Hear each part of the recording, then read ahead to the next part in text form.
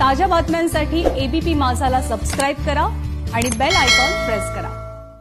मुंबईतील marine drive परिसरातील police जिमखान्याजवळ शहीद स्मारक आहे। 2008 साली मुंबईवर झालेल्या दहशतवादी हल्ल्यात शहीद झालेल्या जवानांना आदरांजली देण्यासाठी हे स्मारक बनवण्यात आलं। मात्र सध्या कोस्टल रोडचं काम सुरू असल्यामुळे या शहीद स्मारकाजवळ आता येता येत नाहीये। त्यामुळे पोलीस प्रशासनाने आता नवीन स्मारकाच्या कामाला पोलीस आयुक्तालयासमोर सुरुवात केली आहे। 23 नोव्हेंबरपर्यंत हे काम पूर्ण होणार असल्याची माहिती सूत्रांनी दिली आहे।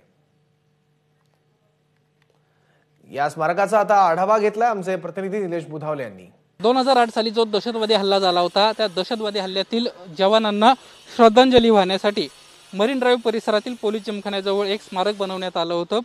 यंदा या स्मारकाजवळ जाता येणार नाहीये कारण की मुंबईत ठिकठिकाणी कोस्टल रोडचं काम सुरू आहे। मरीन ड्राइव्ह परिसरात देखील दिवस रात्र कोस्टल रोडचं काम सुरू आहे आणि त्यामुळे जे स्मारक आहे त्या स्मारकाजवळ जाणं अशक्य झालेलं आहे आणि त्यामुळे आता पोलीस प्रशासनानं नवीन पोलीस आयुक्त कार्यालय जे आहे त्या कार्यालयाच्या समोरच अशा प्रकारचं स्मारक पुन्हा एकदा बनवण्यास सुरुवात केलेली आहे।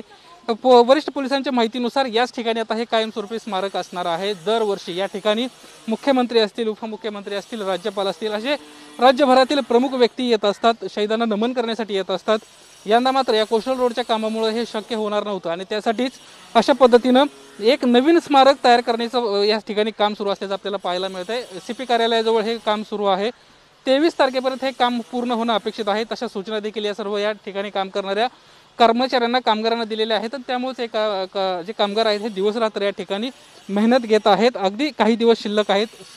26/11 हल्ल्याला जवळपास आता 12 वर्ष पूर्ण होत आहेत। तब्बल 200 पेक्षा जास्त नागरिकांना यामध्ये जीव गमावला होता। यामध्ये काही प्रमुख वरिष्ठ अधिकारी देखील गेले होते। त्यामध्ये हेमंत करकरे असतील, यासोबतच अशोक कामटे असतील, अंबादास गुळवे असतील किंवा शहीद उन्नीकृष्णन असतील, या अशा प्रकारच्या जवानांना आपलं शहीद झाले होते, त्यांना देशाचं रक्षण करताना या ठिकाणी आपलं बलिदान दिलं होतं आणि त्याचंच कुठेतरी एक सर्वसामान्य नागरिकांना एक आठवण राहावी, या ठिकाणी येणाऱ्या पोलीस कर्मचाऱ्यांना याबाबत माहिती मिळावी यासाठीच एक स्मारक आता कायमस्वरूपी सीपी कार्यालयासमोर करत असल्याचं आपल्याला पाहायला मिळत आहे।